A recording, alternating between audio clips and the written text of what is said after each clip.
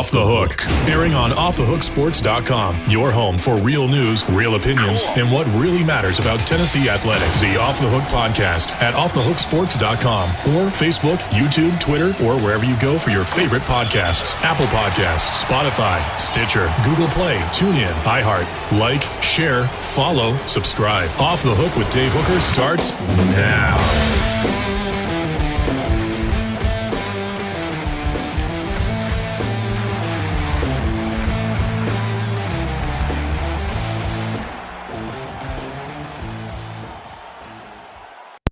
Welcome to a call-out Thursday as basically everybody gets called out but me. I am the one that is completely in the right, so we'll get to that. I want to remind you, please set your notifications on Twitter, Facebook, Spotify, Apple, wherever, and subscribe to YouTube for sneak peeks. You can now get Josh Ward, John Adams, Jacob Warren. You can get Cooper Mays. You can get all kinds of good stuff there on YouTube. So we want you to subscribe and set your notifications on. Okay.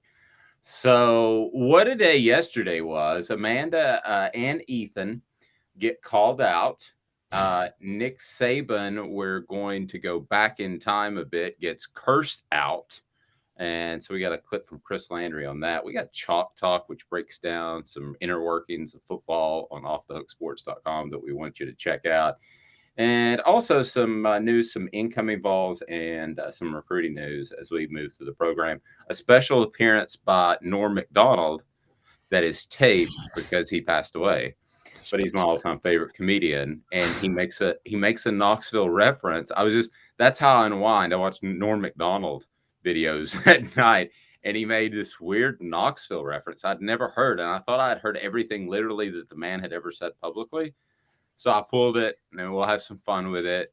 It has to do with a Knoxville athlete that won quite an event a number of years ago, but we'll get to that. So let's start with a little bit of Twitter stuff that went on yesterday that was pretty entertaining. So I tag a lot of times some of the people that we're talking about to the stuff that we talk about. And I did that with Nico Amialava. I think that's a good word.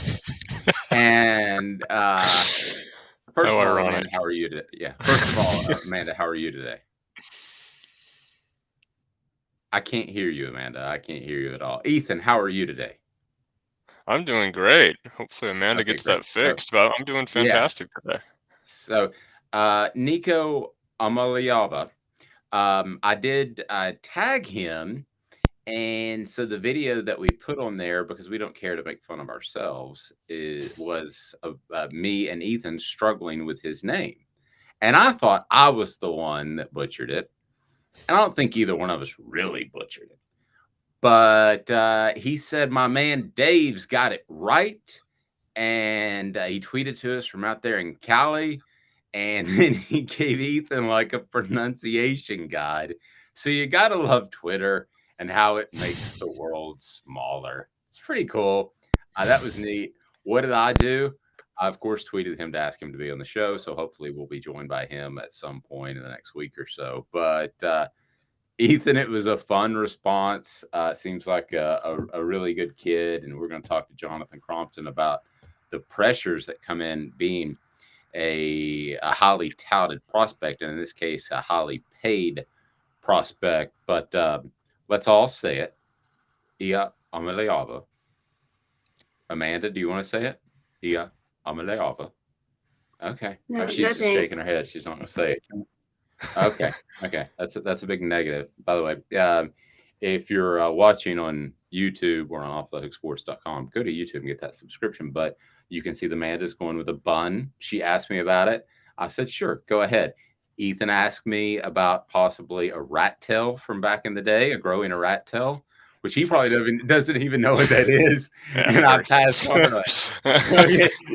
Ethan, it's your turn to pronounce Ia Amialava. I want to say for the record, I had it about, I'd say 90% right. It's Amialava, not Amialava. And I was saying Amialava.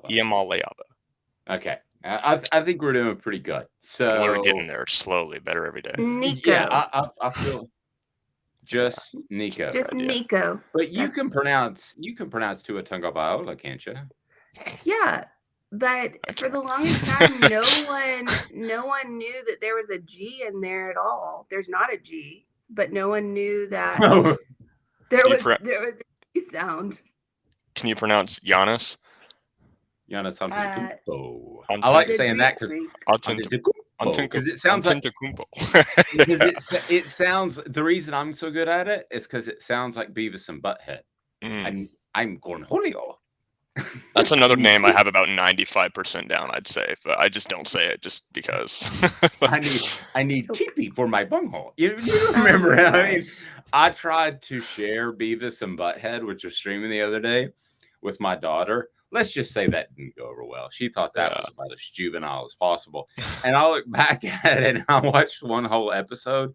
There were 30 seconds of funny and about 29 minutes and 30 seconds of when's the next funny. I mean, that is, I don't know what chord that struck, but Beavis and Butthead hit a chord partially because there were only like probably 50 channels instead of 5,000. So that's what we went with. And that was back in the day when right after, I guess that was one of the moves that at that point you had MTV decide just to completely quit playing videos altogether. Amanda, where do we even have music videos anymore? Yeah, you have them because YouTube has them, but that's pretty much it. I mean, there's no. Wait, I think there's more than whoa. There's more than Norm Macdonald on YouTube and us. It's shocking. I know, shocking. But I think that there's like VH1 went back to you remember the pop-up video where they did, nobody remembers that, where they had the music videos and then they would insert little pop-ups that was like just factual information, like this was so-and-so's brother, or this was, they filmed this here, or this was actually where so-and-so went to high school, or whatever it was. It's called VH1's pop-up video. And so you could watch it and then learn about like either the artist or the place where it was filmed or whatever. It just had little tidbits that popped up in the video. I think they brought that back. I don't know how well it did, but sounds like not great. So Tennessee, several incoming players that we had talked about, and I think Tennessee continues to have a big impact via the transfer portal that we talked about. And I think you're going to see, and I was going through the swing games and actually doing some studying. We talked about this yesterday, and it was our poll question. I want to go to the poll question for today, and I want to revisit the one from yesterday, if you can pull that up, Ethan. But the poll question yesterday was about swing games. So I started writing about it. It'll be on offthehooksports.com later today.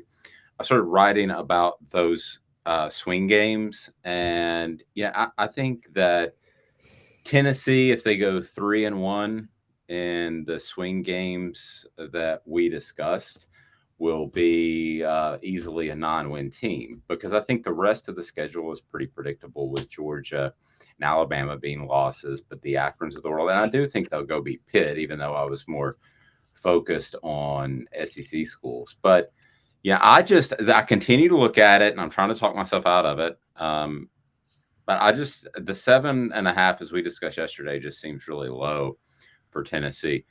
Alabama, at some books you can get at 10.5 and go with the over and under. To me, that's money in the bank. I was going to say and I know you're cooking, but I saw even lower than that. I saw a 6.5 Alabama over Tennessee. But I'm not sure what source we're talking about, but that is unbelievable. I remember I saw it just in passing on Twitter. That's unbelievable.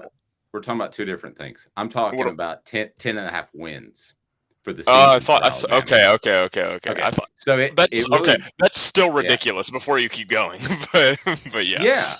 I mean, I think, and then I saw it at 11.5 in another place, and I was like, that's the perfect number. I mean, that's the one where you would struggle. I would still take the over. But I think the two best value bets on the over-under, and we're not a betting show, but just to tell you what I think about the season, Tennessee and Alabama, respectively, at 7.5 and 10.5. I'm taking the over on both those teams. I thought they were the two easiest on the board. Maybe the other was Auburn. I would definitely take the under at 6.5 because I think Brian Harson's going to end up getting fired, as we discussed on TikTok. So, I mean, guys, other than that, they were all difficult. Like I wouldn't even wager $1, and I don't gamble. But aren't those 2, 3 pretty easy, Amanda? I mean, would you argue with the under on Auburn, the over on Bama, and the over on the Vols? I wouldn't. Vegas, the house always wins, so they know Well, something that we don't, obviously. So I don't know. I don't bet on Alabama. I have like every sports betting app, and I'm not bad at it actually, but I don't bet on Alabama. I refuse to. You don't bet emotionally. That's just a tidbit of advice right there. Don't totally bet agree. emotionally. But I mean, I could see us, and I say us, I could see Alabama possibly struggling with Texas A&M, as sad as that is. I don't want to say that.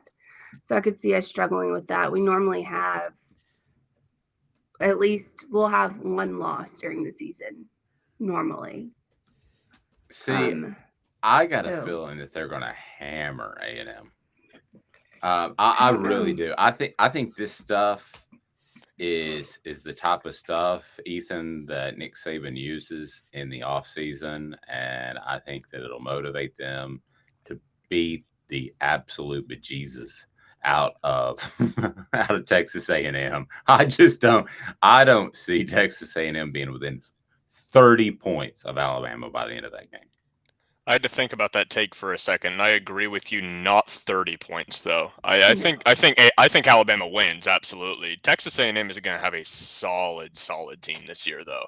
And when it comes down to it, it's still talent versus talent. And Alabama does have Bryce Young, the Heisman winner, but on the same side, Texas A&M has a lot of athletes. They've got a lot of guys on that team.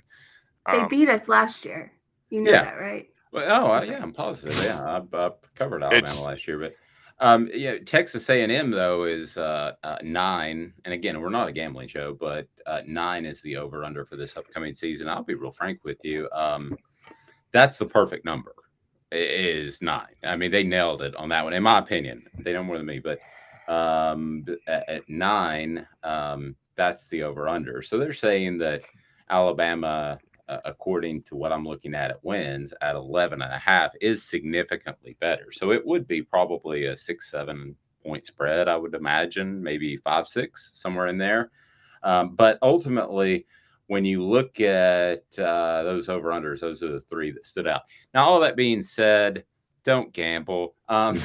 You're not going to win. Now, Amanda's good at it. We're going to delve into a gambling column with her eventually. But the other thing is don't bet over and unders for the season, because here's what happens if Alabama goes out there and you've got the over at 11.5 and Bryce Young gets hurt in the first game of the season. Well, then your money's tied up throughout the season. It's just poor practice whether or not it happens to tie your money up. Go game to game if you want to gamble. I don't believe in gambling seasons. Do not put that evil out there. Let's change. Okay, let's change it to Tennessee. If Bryce Young does that, someone else just fills in. Like I think they win 10 games regardless. Well, 10, but not 11.5. Yeah, that's fair. I mean, that's fair. Yeah, I mean that's kind of a different level. So I think those are the ones that if I were going to do it, I'd do it. But I'm not going to do it because I think long-term bets are dumb. Georgia 11.5 as well, with all they lose on defense. And I'm sorry, I'm still not a Stetson Bennett guy. I'm sorry. I know he won the national championship. I'm sorry. It's a great story, but there are 5 more talented quarterbacks in the SEC that will start. So we'll be back in 2 minutes with Jonathan Crompton. Talk to him. He's getting ready to go to camp, the former Vol. We're going to talk about pressure like Nico's going to have when he gets on campus.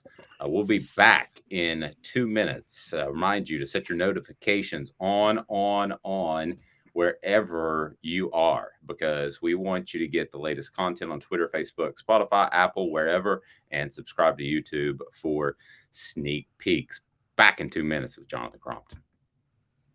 You want to own the more that owns every job? Then get to Vassy Lawn and Garden in Cleveland and get you a Toro. I'm David Vassy, here to talk to you about Toro.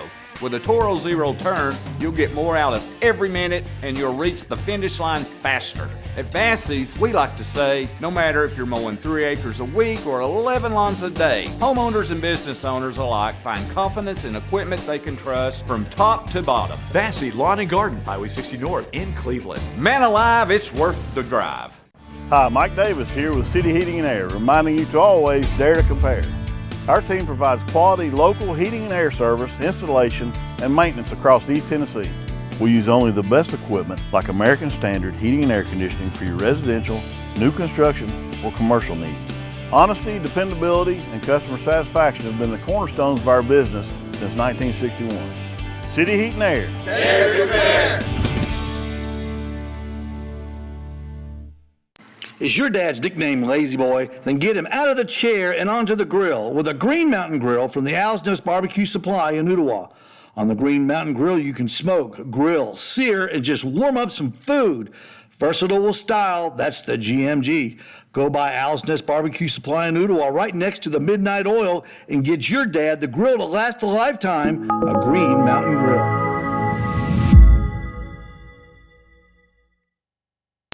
This is Steve Rain. I own the Midnight Oil and Michelin Tire Direct service station here in Ottawa. It's not a fancy place, never has been, but it's a clean place with clean restrooms and good folks who work here. We sell gas and fix cars, nothing glamorous, but we love what we do and we're going to keep doing it for a long time to come. There's not many real service stations left, and that's a shame. We're the guys just like the guys back in your hometown. We'll fix your tire, change your oil, and put a new set of Michelins on your car. If you want a Twinkie, you'll just have to keep on going. Thanks for the business.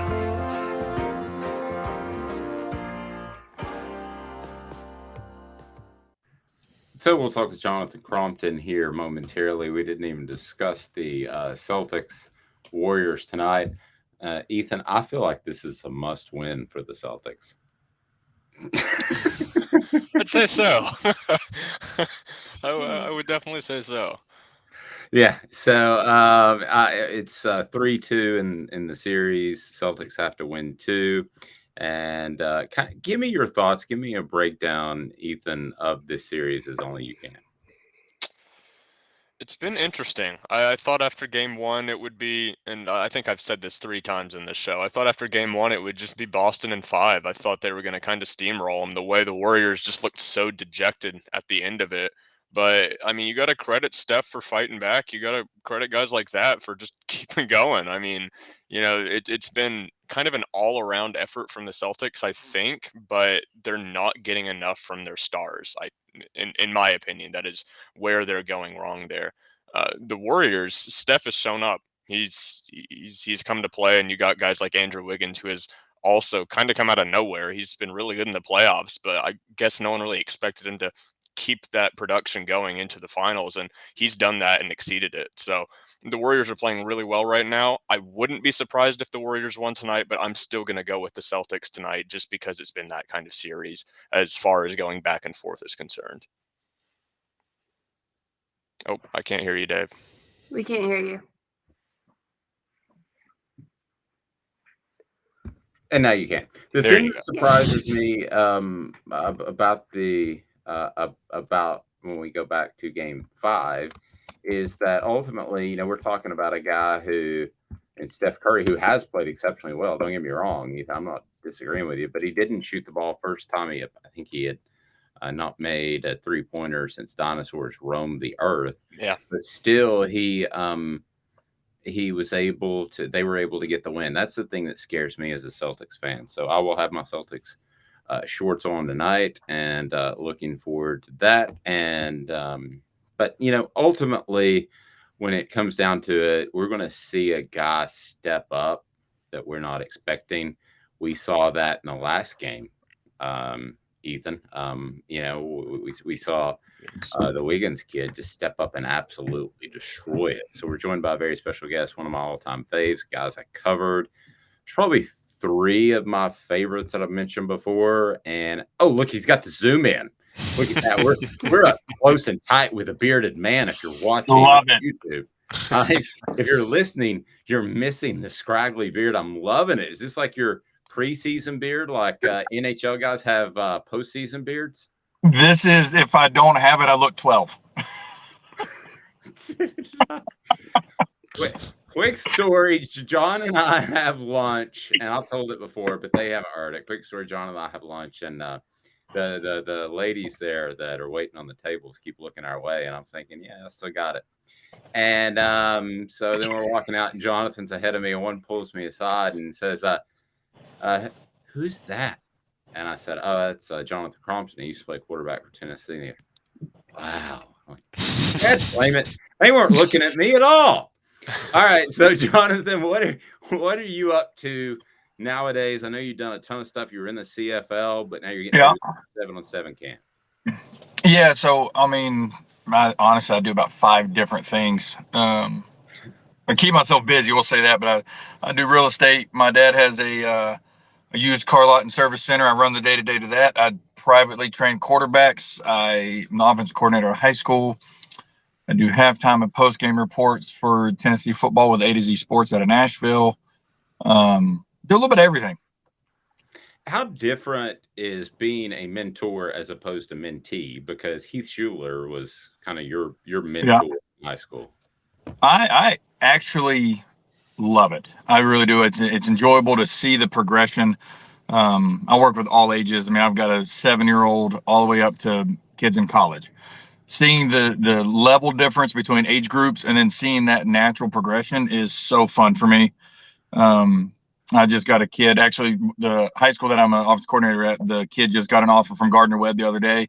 So seeing that actual, like I said, the natural progression from day one until they, get offers is a very cool thing. Jonathan, I wanted to ask you specifically about expectations for those fans that were old enough and remember, and some still do. We're not that old yet, John, but your expectations were incredibly high for a couple of different reasons. You were one of the highest rated quarterbacks in the nation.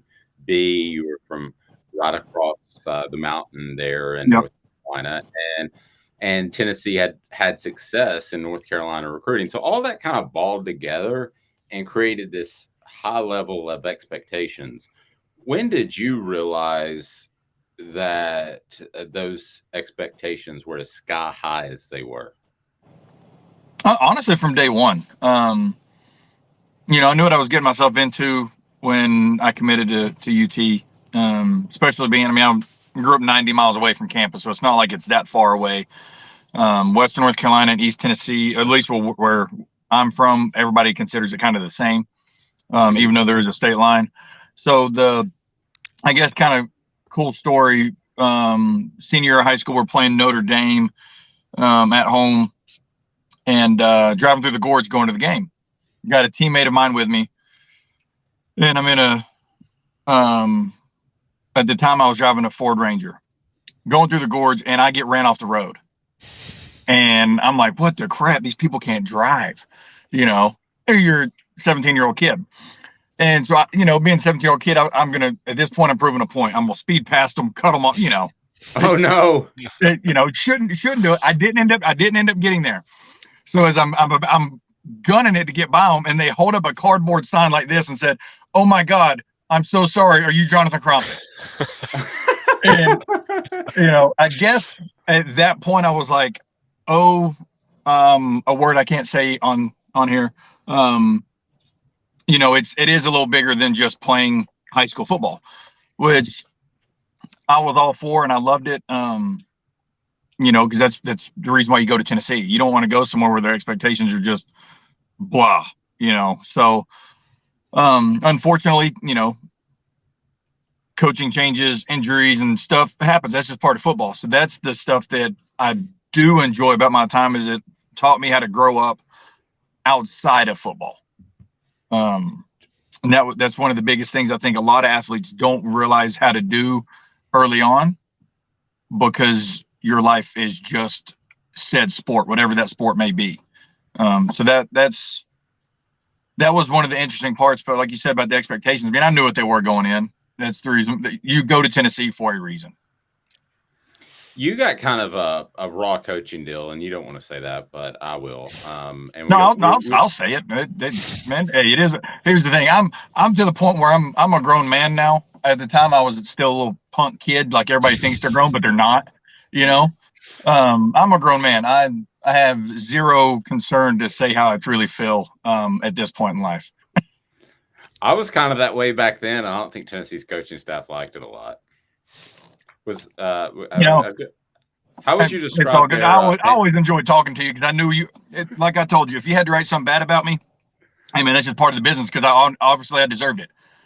You know, so I enjoyed how you kept it honest all the time. Well, thank you. I appreciate that. So I just wonder, and this is why I specifically want to get your perspective, because you were very highly rated. There were a lot of expectations. And now you've got Nico Ameliava, which I'm doing my best to pronounce the last name. Crompton's way easier. But he's out, you know, he's coming in, and you knew the pressure, but now he's the highest, according to current recruiting rankings, he's the highest rated quarterback ever that Tennessee's ever gotten. Mm-hmm. Does he know what he's getting into coming all the way to California? You know, honestly, I don't know, because I've never talked to him. I've heard great things about him. I've heard he's very skilled. I think in today's world of the NIL, side note, slightly jealous that it's around now and then when I was coming out. Side note, you know, but honestly, good for these kids. But I think if the NIL deal that I've heard about his is true, then his microscope is going to be on the highest level possible, not just from the outside, but even from the internal team. Okay. Now take me a step further on that. Well, like I said, now that's a big if, keyword if. Okay. Because I don't know if I don't keep up with a lot of the NIL stuff, but I've heard a number that I was like, you got to be, once again, can't say the word, kidding me. $8 million is what we've heard. Okay. Well, so that's what I've heard. And if that's the case, one, you're making more than your offense coordinator. Okay.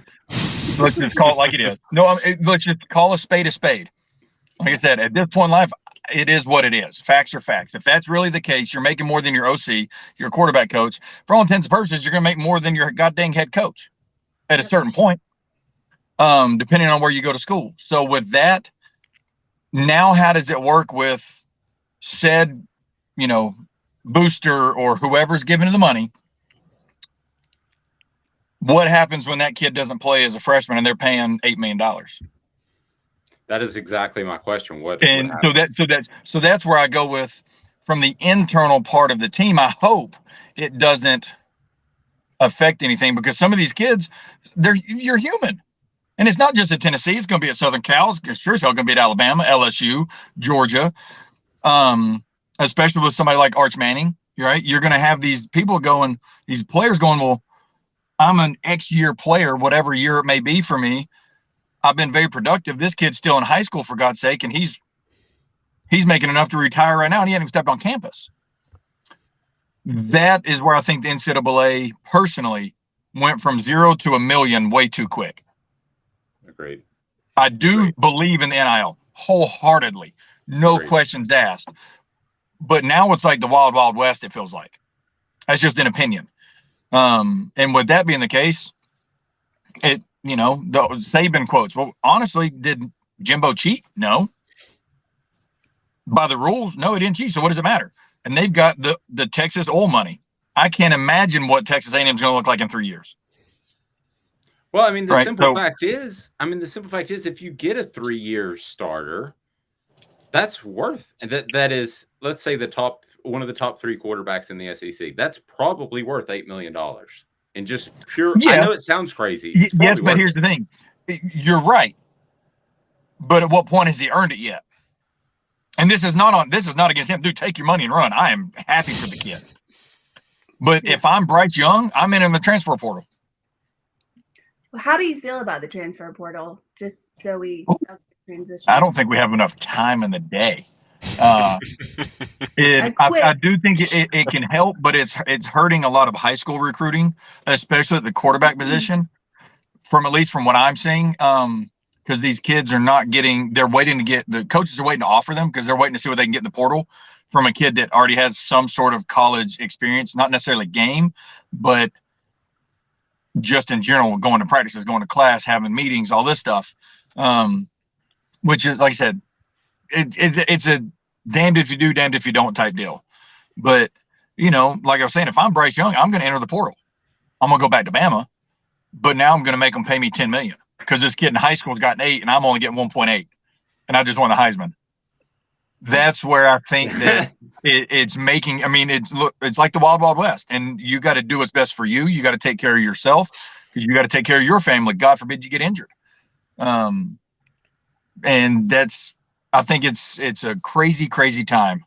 Like I said, I'm slightly jealous that I wasn't around when I was coming out, but also kind of glad at the same time that it's not, because just the amount of craziness, I'll use nice words today, that it can cause. Hey, Ethan, I want you to jump in here, but I got one more before we let John go, because I know he's there actually at a school getting ready to preside over a 7-on-7 camp. And you mentioned the teammates. So here's the early response I've gotten, because we have Jacob Warren and we have Cooper Mays on weekly. As part of an NIL, I'm that guy now. I would have paid you if I could have. So, nice. Side note, he didn't, so Dave does not get in trouble. That's true. And Jonathan took no money that I was ever aware of. So he doesn't. I think I bought you. You and your family dinner once. Maybe that may have been an NCAA violation. I don't know. But honestly, probably at this point, NCAA needs to implode. Okay. I think they are imploding, actually. Oh, I've got a theory that we don't have time for that I can talk to you about later, though. No, that I think legitimately can happen. SEC's got too much money. We'll just start it with that. Yeah, I remember the News Sentinel said, "Why'd you spend $150, or it was more than that, $150, $200 at a steakhouse in San Antonio?" I said, "That was work. I was taking Jonathan Crompton's parents out, and so we had a good time." But I want to go back to so far. Jacob Warren, Cooper Mays have told me that they have no problem because they understand a quarterback is considered more valuable. But that doesn't mean that 1 to 85 believe that. Okay, so and that's the point. So that resentment, how concerned should fans be at any school about that? I mean, that's the $10 million question, I guess you could say. Because even without NIL around, you've got 120 guys in a locker room. Let's call it like it is. You're human. You do not get along with everybody. It's not that you just disrespect and hate people. That's not what I'm getting at. But your personality might not get along, or somebody might have a buddy that he doesn't get to play and they're roommates because somebody else is blah, blah, blah. That's literally being teenagers, right? And especially their quarterbacks only one plays, kicker only one plays, right? A lot of receivers can play, running backs can play, linemen can interchange, D linemen, linebackers, literally almost every other position can have multiple people play a game. Quarterbacks and kickers, one plays unless somebody goes down, right? So that's the hard part, is I don't necessarily think that everybody would be upset, but this is where it also brings into play. And I truly believe what Deion Sanders said when he was making a video and essentially calling out the NCAA for the NIL, saying, now you've got coaches, you know what, screw it. Doesn't even matter. Just because you're a college coach doesn't mean you're a good coach, and doesn't mean no football. Bottom line. It means you know somebody. Now, I'm not saying that for everybody. That's not what I'm getting at. But in today's world, it's now going to really be seen who does and does not know the game. Because now you've got to, like he said, you're paying these kids like professionals now. You better hire professional coaches so they can deal with them professionally. If you don't, you're going to see a lot of off the field issues, right, or a lot more, right? You're going to start seeing a lot of different small changes that where I'm trying to not say too much, but it's the fact of you're paying this kid $8 million. One, good for him. Wholeheartedly mean that. But now where does that set the standard for next year's number one quarterback? Yeah. Where does that set the standard for the year after? What about 5 years from now? I know they're supposed to meet in April and blah, blah, blah. It doesn't mean anything. You can't go from $1 million back to 100,000 and say, it doesn't work that way. NCAA or the players are going to throw up the middle finger, right? So where are you going to be in 5 years when next thing you know, kids make, just like the NFL, they had to set a rookie cap because these dudes, Sam Bradford made $70 million before he took a snap, and you got a 15-year vet that didn't even make that in his career. That is unfair. So I think the resentment is going to be there at some point.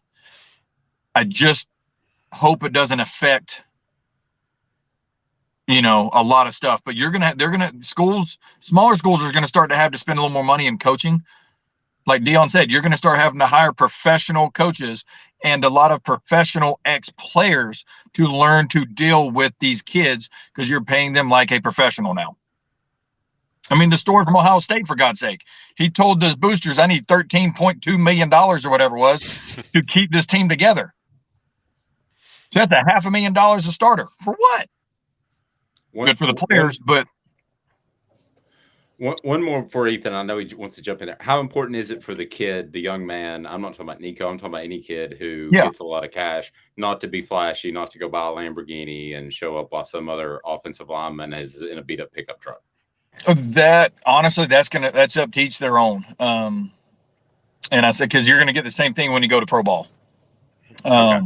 So it's just a matter, but now you're dealing with 18-year-old kids rather than 22-year-old to 40-year-old grown men. That's going to be the difference because bottom line is they are going to do that. They're 18. You can't blame it. Hell, who knows what I'd have done at 18? Let's call it like it is. We're 18 years old. Yeah. Good point. Ethan, let's get Jonathan wrapped up. I know you want to jump in there. Go right ahead. Yeah, similarly to I feel like what we've been talking about, and especially when you said, Nico getting his money and expecting, I guess, to start right when he gets there.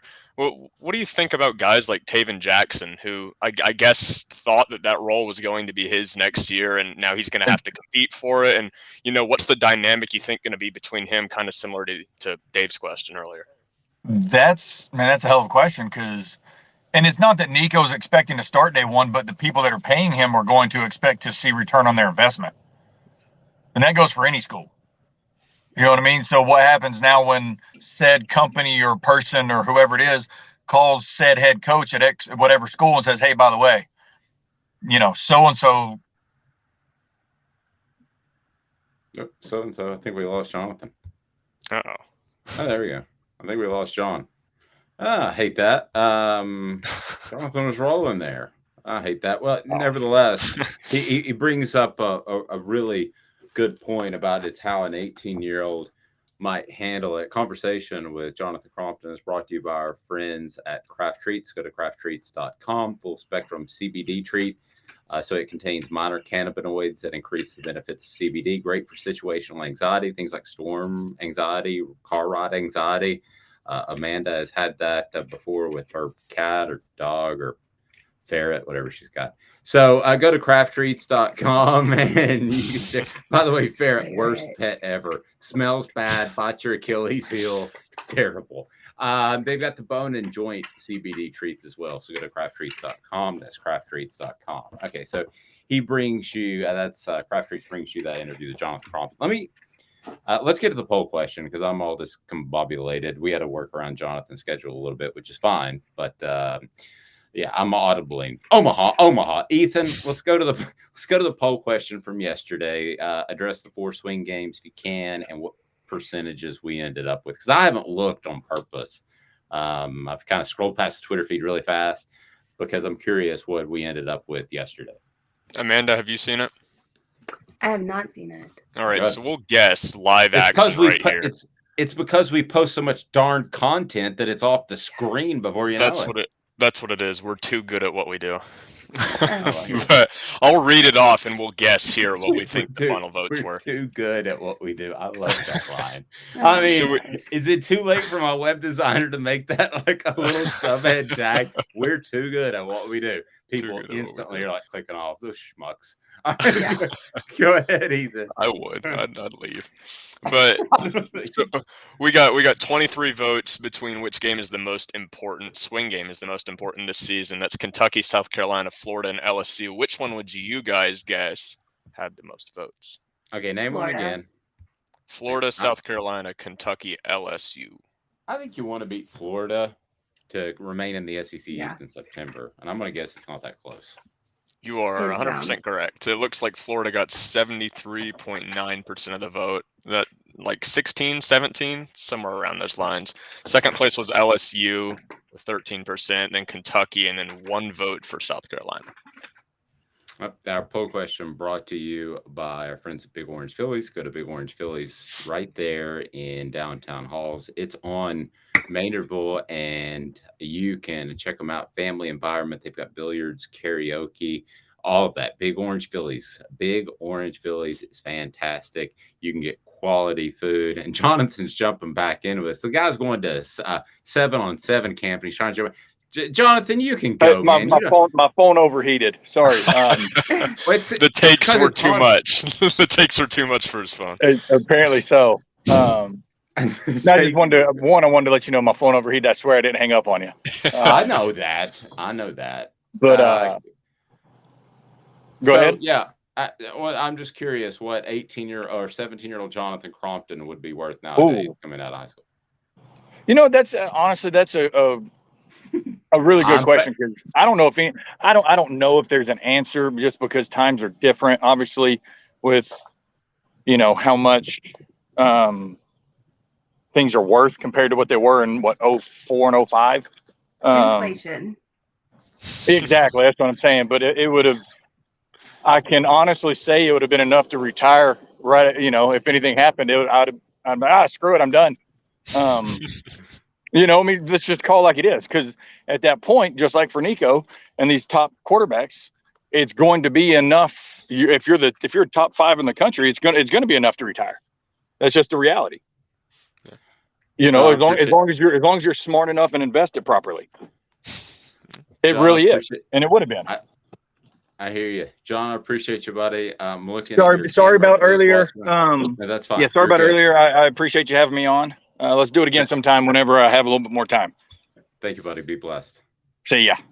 Thanks, man. I don't know if a lot of people know this, but it was on Facebook, so I don't mind sharing it. John almost lost both his parents to COVID at one point at the same time, and his mom was very, very, very, very ill. I don't want to share some personal facts about that, but I can just tell you that there were about 80 people that were in a specific department of the ER, and they all left in a different fashion than she did. Every single one of them. She was the only one that walked out. Wow. The rest of them are no longer with us. So I love that family. I know there's some Tennessee fans that have some strong feelings, perhaps otherwise, but you don't know some behind the scenes things about how they were treated in a very tough time of a coaching transition and high coaching pressure. Some things happened behind the scenes that put them in the crosshairs, and that's really all I'm going to say. But love that guy, love that family, and we might have him on again. We'll make a run at that A to Z and see if we can steal him. But anyway, so nevertheless, so Amanda, we called this a call out. I just called them out. They're coming.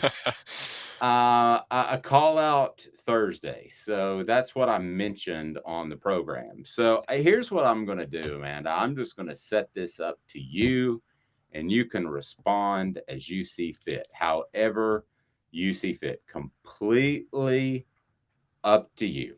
Okay. This is Steven on our YouTube page. Free subscription. Get sneak peeks into content. Set your alerts on. Steven says, couldn't disagree with Amanda more on paying Nico. I don't think there should be a limit on what anyone can earn on their own name and image and likeness. It may not be great for the game, but players should be paid for their value they bring to the school. And Nico has already brought value and is still 3,000 miles away from Knoxville. Take that, Amanda. Okay.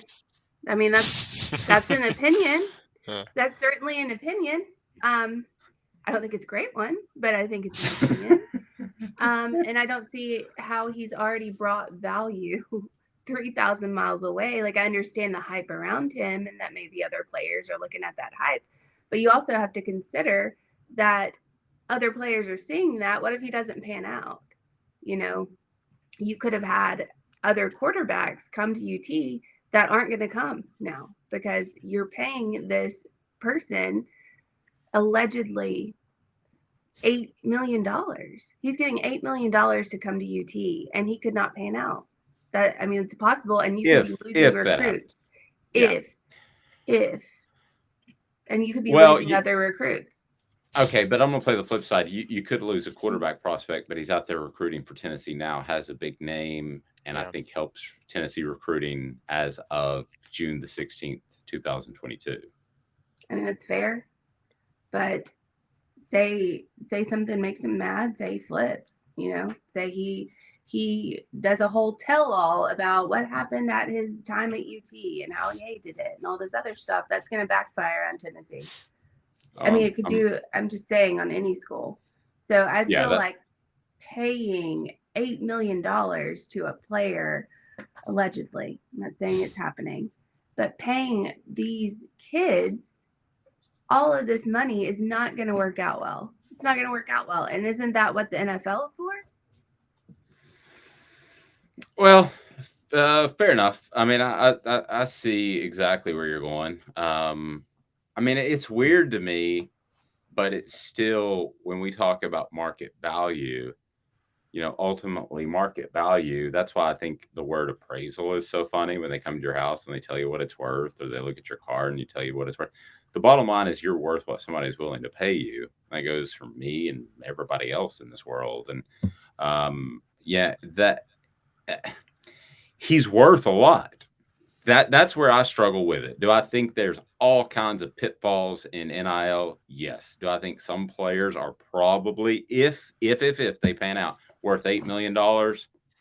Yeah, probably. I mean, if you could tell me right now 100% Nico Ethan is going to be a 2-year all SEC player and a 3-year starter and go to the NFL and be a first round pick, $8 million is a bargain. That's a bargain. It's a big if. Well, it's a big if, but I mean, that's just. I mean that everyone's. That means, aren't you competing? You're probably competing for championships if he's all SEC, unless he's like a Tim Couch type of guy that puts up big numbers and doesn't compete for championships. But Ethan, if you could promise that right now, would you stroke an $8 million check if you're Tennessee advertisers, the benefactors, whatever? Yeah, I think let's put a Tennessee benefactors on it, but I would.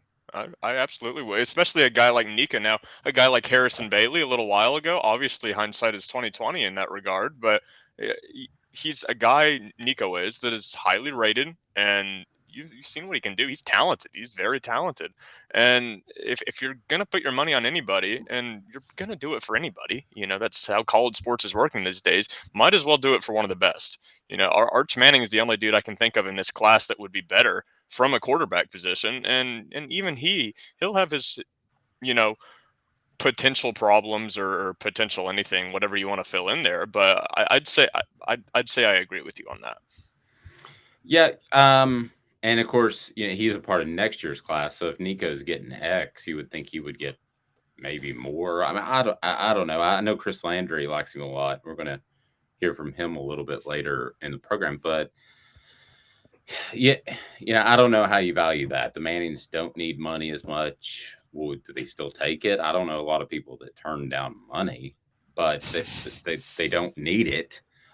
So they can go. I mean, if he wanted to go to Wake and build up a program, I'm just throwing something out there. I mean, he could and not take the money. It'd be stupid, but he could. But yeah, Amanda, I don't disagree with you whatsoever on this call out Thursday, that there are potential pitfalls and that it is weird and that it seems wrong because we've been raised that way. We're a little bit older than Ethan. I'm a lot older than you. And it just it feels icky, doesn't it? Oh, I mean, it feels icky, but also where's the cap? What I mean, you're going to have to draw the line somewhere, or you're going to have players. It's just going to go up and up and up and up as you compete for these players. Like Jonathan Crompton said, if you're Bryce Young, you enter the transfer portal just to scare people into giving you more money. Honestly, why wouldn't you? So if you're going to do, if you're going to pay the incoming player, allegedly, $8 million as a Heisman winner who's still in college, why don't you try to pull those strings? And then where do we cap this thing? Like the NCAA has to get a hold of this. They have to get under control, because we could have players in 6 years making $25 million out of high school. Definitely could. So Ethan's been called out. Amanda's been called out. I haven't been called out. Hey, maybe that's as part of a theme. You guys can have something for me next week. Something stupid I say, because it's going to happen on a weekly basis. So you will have no trouble finding content on that.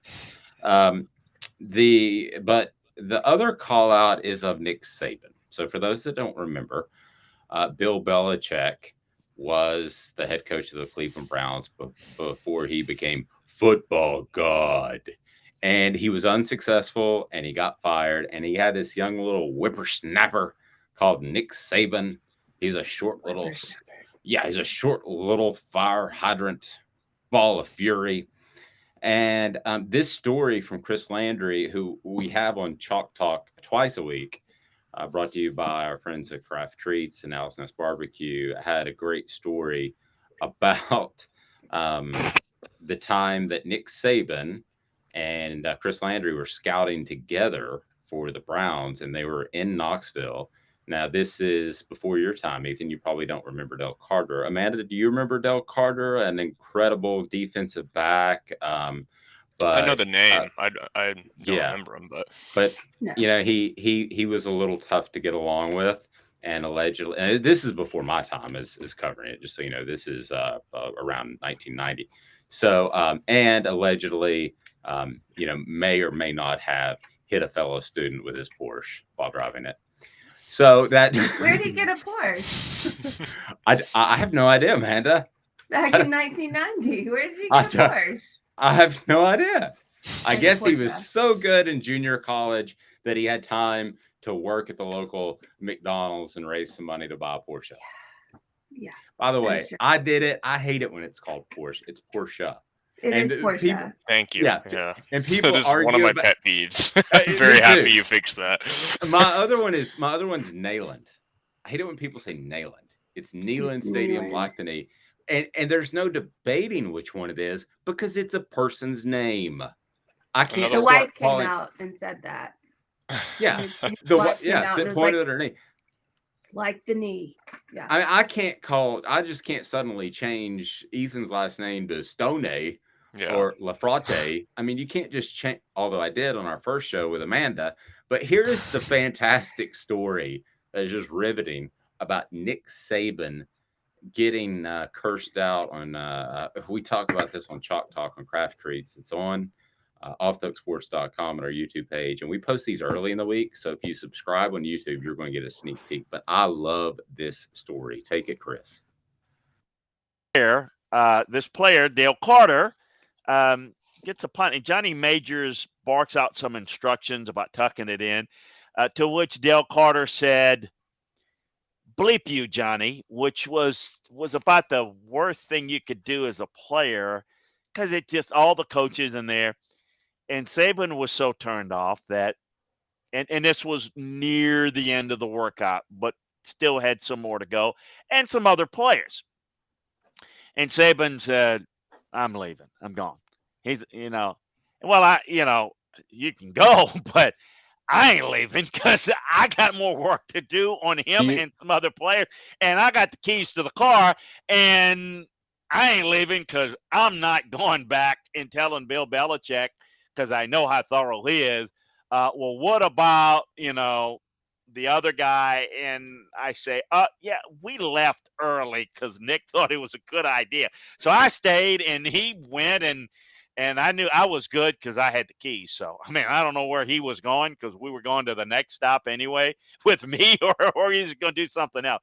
Anyway, so that was kind of the unique story. And we finished. It's probably 20, 25 minutes more of Dale and some other guys that we wanted to work out that were down the road guys. One guy that we actually signed as a undrafted free agent. Anyway, so we get back into the draft room in the meeting room. And with the Cleveland Browns.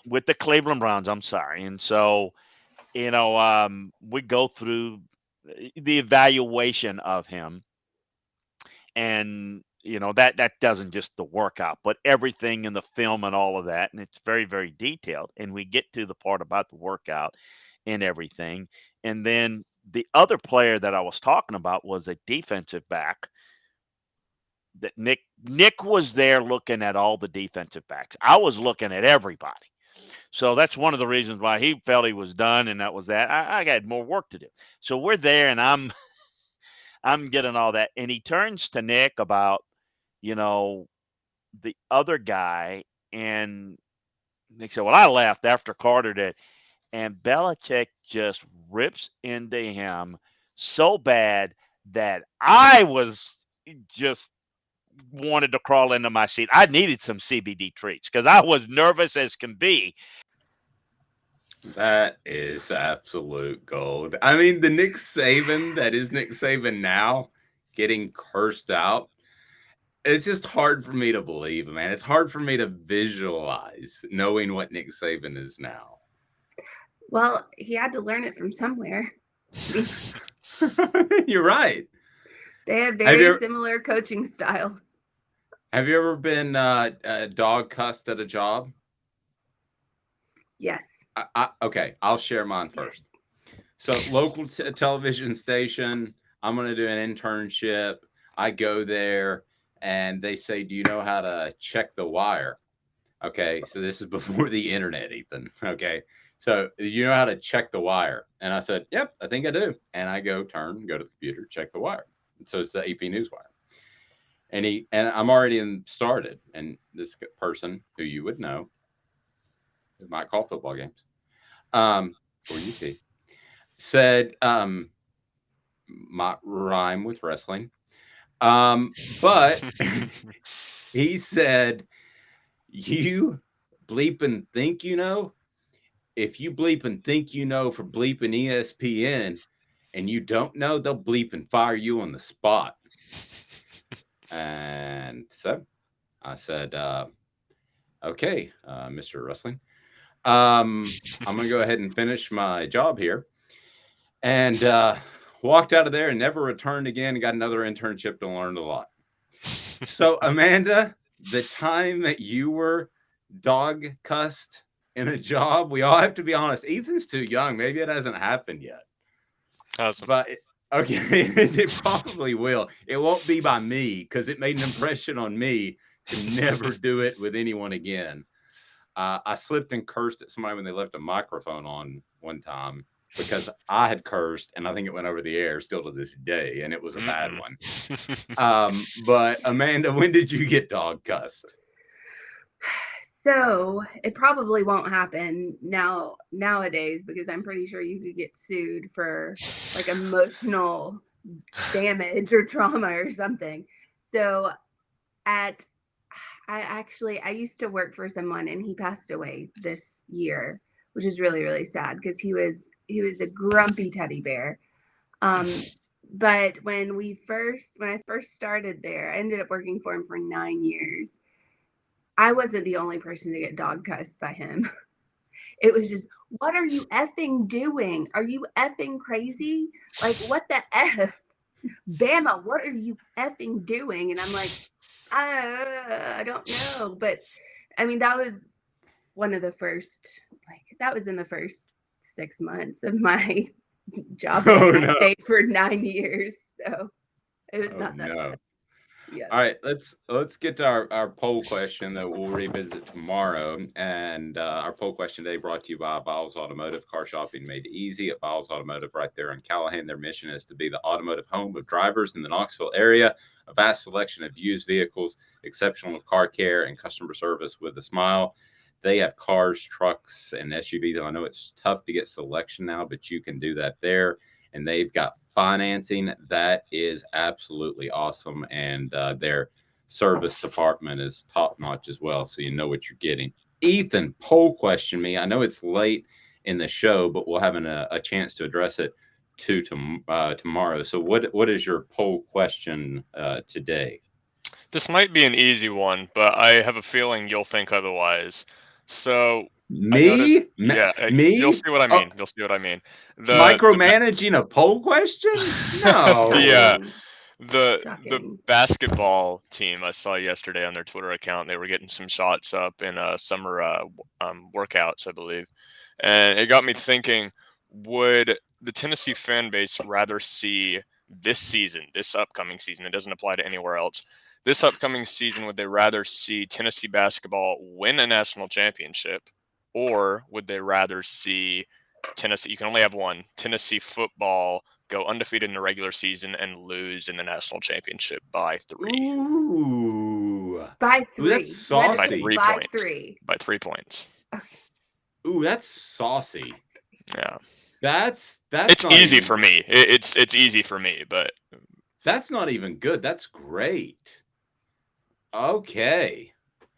I want to mull over that one for a second. That is golden. Okay, so say it again. So one more time, yeah. Okay. I took a little while to get there. I took the detour, the scenic route.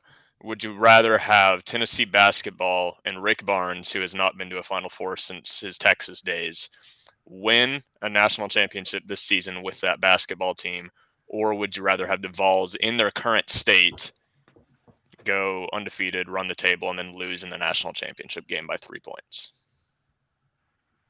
Golden. I don't even think we necessarily need the 3. I can go back to 2001. If they would have beaten LSU, they were going to get hammered by one of the best teams I've ever seen in Miami. The reason I say 3 is because, like, if you get to the national championship and get absolutely blown out, that's a little embarrassing. So it might, kind of move things a little bit. But it's a competitive national championship game, but you still lose. Yeah.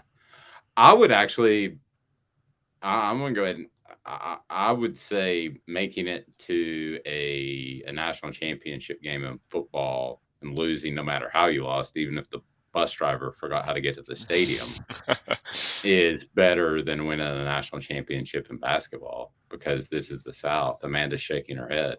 I knew you would say that. I knew you would. I say basketball. I think it's pretty easy just because of how it would be great for Rick Barnes. I'm a guy that likes Rick Barnes a lot, and he's really struggled in the postseason lately. And it would just be something for Tennessee fans to be happy about. And I think that would be nice. I do see the other side of the coin, though. Like, not necessarily because Tennessee got to the national championship, because they would do it this season. Because that would mean Heupel is the guy. That would mean Tennessee football is back.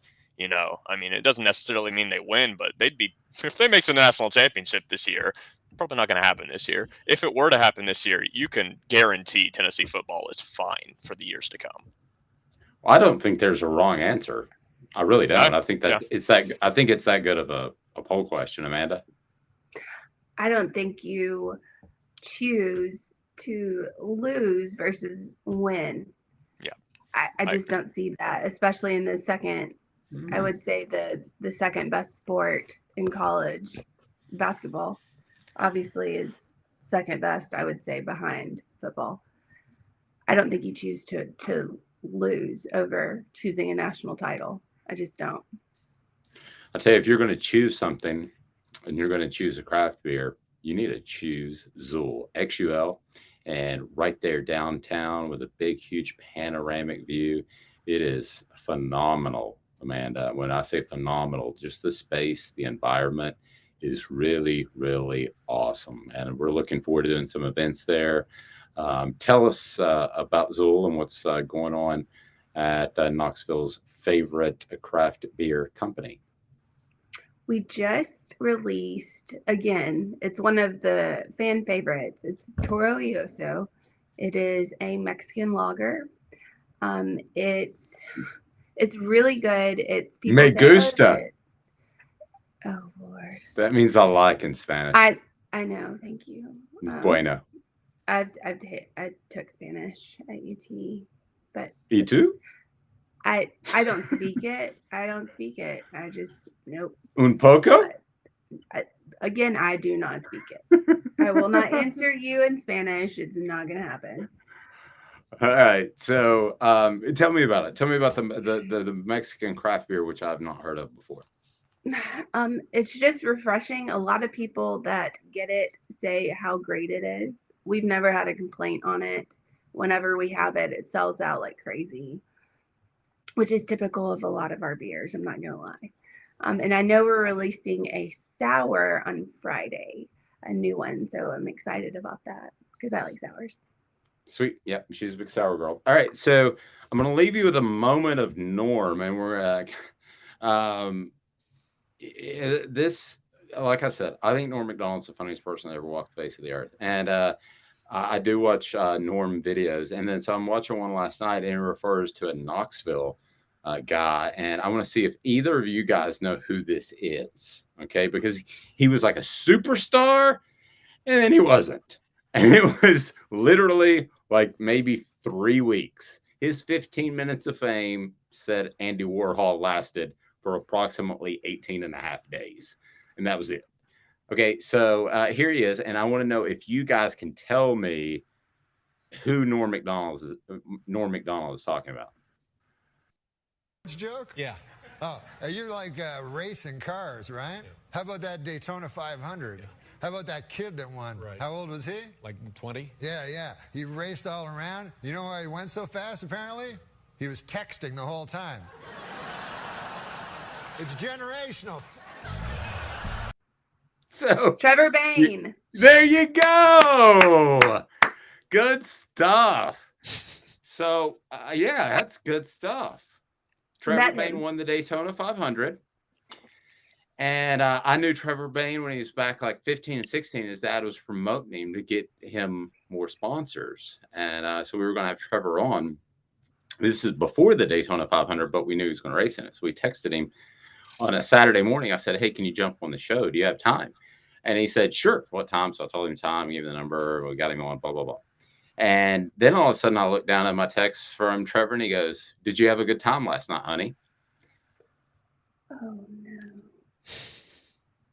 So I texted back, Trevor, I think this is the wrong person. So hopefully she did. Hopefully they got married. Don't tell that story. He's like 30 now. He's okay with it. What if his wife doesn't know about that? Now she does. Oh, fair point. Ethan Stone, what do we got coming up on the site today? A lot. Yeah, we'll have some recruiting stuff from Chris Landry, obviously, and then we'll have another of the preseason countdown. If you've been following along, you would know who was up yesterday, and I'm not telling you who is going to be up today. Okay. We'll have number 19, though. Got it right this time. Go ahead and pull up a quick countdown to where we are now, the names that we've thrown out there at this point, and I will have a column coming up on Tennessee's swing games, how important they are. Obviously, Florida is the most important to Tennessee fans based on a very unscientific poll on Twitter, and it wasn't even that close. So, Ethan, the countdown, who have we mentioned at this point? Yeah, to this point, we've had 6 so far. Obviously, we're at number 19 today, but number 125, I guess, if you're counting backwards. Christian Charles, that's the whole point of a top 25 countdown, I'd say, right? But Christian Charles, number 25, Nico Slaughter, 24. Princeton Fant at 23. Kamal Haddon at 22. Jimmy Callaway. Everyone remembers Jimmy Callaway for one play last season. Read the article to find out what it was if you don't. And then Latrell Bumpus was yesterday. Perfect. Go to offthehooksports.com for sneak peeks of upcoming content. Subscribe to YouTube. And we've got a lot coming up, a lot of big plans. So we want you to make it a part of your day. We certainly appreciate it. And who knows, we might even be streaming before long. Tease. Have a fantastic day, everyone, wherever you're listening. We'll talk to you soon. Dave Hooker, Amanda LaFrada, Ethan Stone, Off the Hook Sports Production.